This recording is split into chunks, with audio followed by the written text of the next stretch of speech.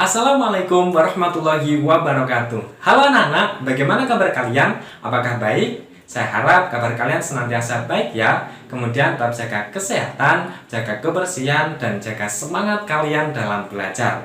Karena salah satu kunci kesuksesan adalah dengan belajar. Jadi anak-anak harus semangat dan giat dalam belajar.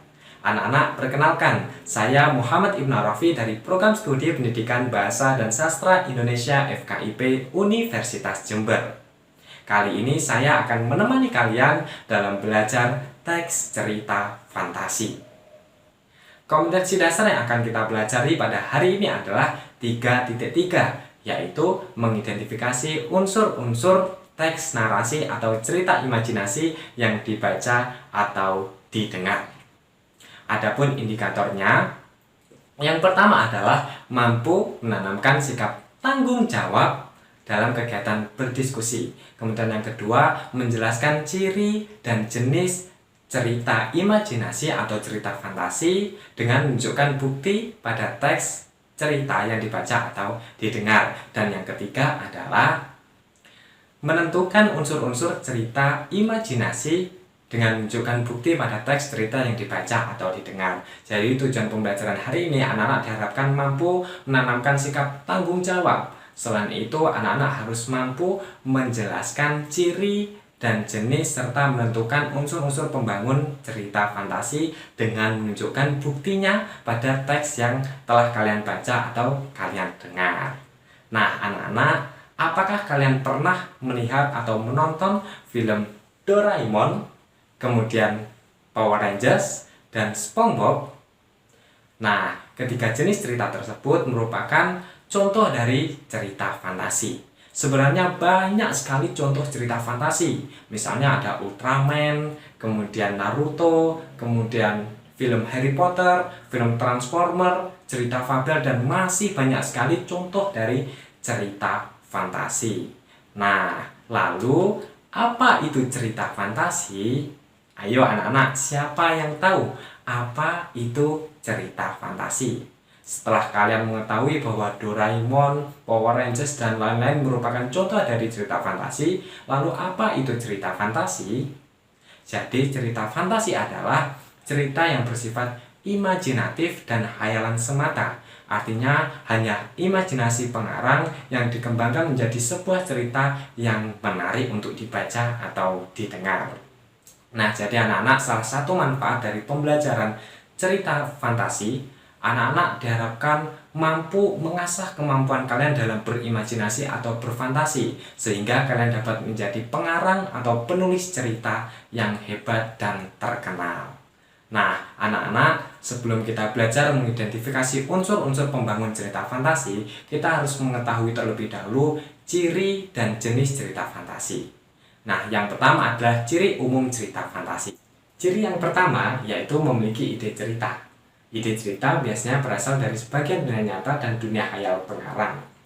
Nah, anak-anak, jadi kita bisa saja mendapatkan ide melalui lingkungan sekitar kita. Misalnya di sekolah, di rumah, atau dimanapun ketika kita berada. Nah, kemudian yang kedua adalah menggunakan latar lintas ruang dan waktu. Latar lintas ruang artinya latar yang digunakan masih sesuai dengan kehidupan sehari-hari kita, berbeda dengan latar lintas waktu. Artinya latar yang digunakan sudah tidak sesuai dengan kehidupan sehari-hari kita, atau sudah ada pada masa lampau, tidak ada pada masa sekarang. Nah, kemudian yang ketiga adalah tokoh dalam cerita fantasi unik atau memiliki kesaktian. Jadi dalam cerita fantasi biasanya terdapat tokoh-tokoh yang unik atau memiliki kesaktian. Misalnya Doraemon. Nah, Doraemon ini merupakan contoh tokoh yang unik atau memiliki kesaktian, bisa memunculkan atau menciptakan alat-alat ajaib. Nah, kemudian yang keempat adalah cerita fantasi bersifat fiksi, artinya tidak ada dalam dunia nyata. Namun, juga ada cerita fantasi yang menggunakan latar atau objek nyata, namun di dalamnya disisipi atau terdapat unsur-unsur fiktifnya.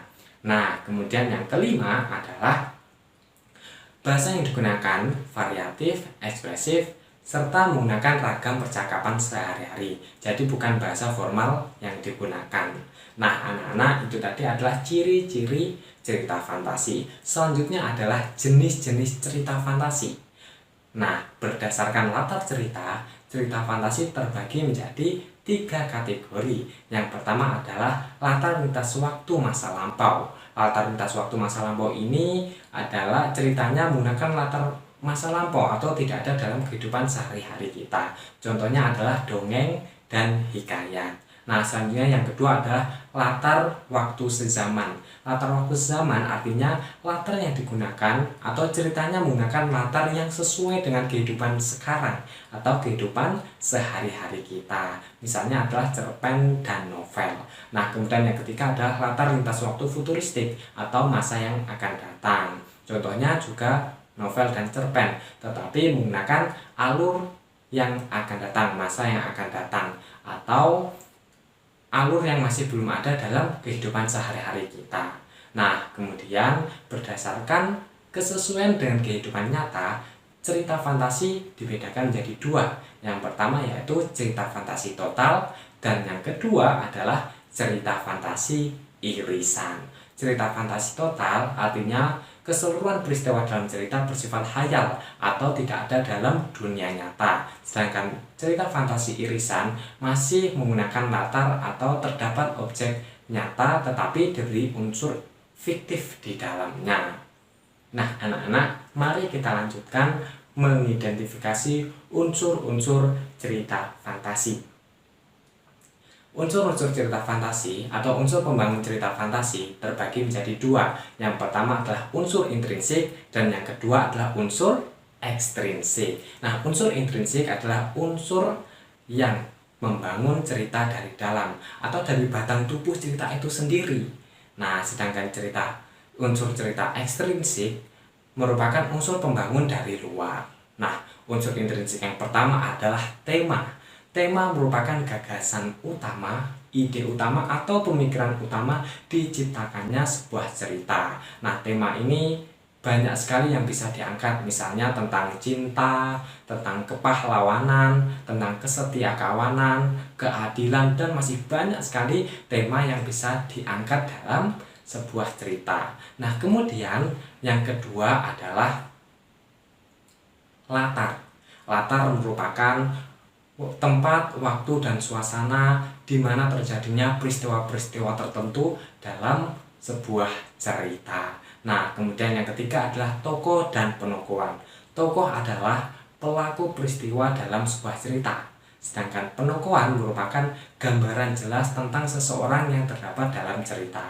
Jadi perbedaan tokoh dengan penokohan adalah tokoh merupakan pelakunya, sedangkan penokohan merupakan karakter dari pelaku tersebut atau tokoh tersebut. Nah, unsur selanjutnya adalah sudut pandang. Sudut pandang merupakan cara pandang pengarang dalam menyajikan cerita, baik latar, alur, maupun peristiwa-peristiwa yang dapat membentuk sebuah cerita. Nah, unsur selanjutnya adalah amanat. Amanat merupakan pesan moral yang ingin disampaikan pengarang dalam sebuah cerita. Nah, anak-anak, kita lanjutkan unsur ekstrinsik. Unsur ekstrinsik merupakan unsur pembangun cerita dari luar. Yang pertama adalah bahasa. Bahasa yang digunakan cerita fantasi adalah variatif, artinya tidak terpaku dalam satu bahasa saja. Jadi bergantung bahasa yang digunakan oleh pengarangnya. Misalnya pengarangnya berasal dari Indonesia, maka bahasa yang digunakan adalah bahasa Indonesia. Nah, kemudian yang kedua adalah latar belakang pengarang. Jadi bagaimana kondisi pengarang ketika menciptakan karya tersebut. Apakah dalam kondisi sedih, senang, dan lain-lain. Nah, kemudian yang ketiga adalah nilai moral atau nilai-nilai yang terkandung dalam cerita fantasi. Apakah nilai budaya, nilai ekonomi, nilai religi atau nilai agama, nilai sosial, dan nilai-nilai lainnya yang terkandung dalam sebuah cerita. Anak-anak, setelah ini saya berikan tugas, buatlah kelompok yang terdiri atas 4-5 orang siswa. Jadi satu kelompok beranggotakan 4-5 orang siswa. Nanti tugas kalian adalah mengidentifikasi unsur-unsur cerita fantasi yang ada pada teks cerita yang saya berikan. Nah, untuk pengerjaannya adalah 7 menit. Jadi waktu pengerjaannya adalah 7 menit. Setelah kalian selesai mengerjakan, nanti kalian harus mempresentasikan di depan kelas secara bersama-sama. Jadi satu kelompok nanti maju ke depan mempresentasikan hasil kerja kelompok kalian. Kemudian kita evaluasi secara bersama-sama. Anak-anak, alhamdulillah pembelajaran kali ini berjalan dengan baik. Antusias anak-anak cukup baik, serta kerja kelompok kalian juga cukup baik. Tingkatkanlah kerja kelompok yang baik, kerjasama yang baik, harus bisa koordinatif, serta harus tetap semangat dalam belajar. Nah, anak-anak, minggu depan kita akan belajar menceritakan kembali isi cerita fantasi. Jadi kalau hari ini kita belajar unsur-unsurnya, kalau besok kita akan belajar menceritakan kembali isi cerita fantasi. Nah, sebagai pendalaman materi, anak-anak rangkumlah hasil diskusi kita hari ini. Jadi, hasil pengerjaan kalian tadi terkait dengan menganalisis atau mengidentifikasi unsur-unsur cerita fantasi, kalian rangkum serta pelajari kembali sebagai bekal materi minggu depan. Nah, sebelum kita tutup pembelajaran hari ini, alangkah baiknya jika kita berdoa terlebih dahulu. Berdoa disilakan. Berdoa dapat diakhiri. Nah, cukup sekian anak-anak, kurang lebihnya saya mohon maaf. Wassalamualaikum warahmatullahi wabarakatuh.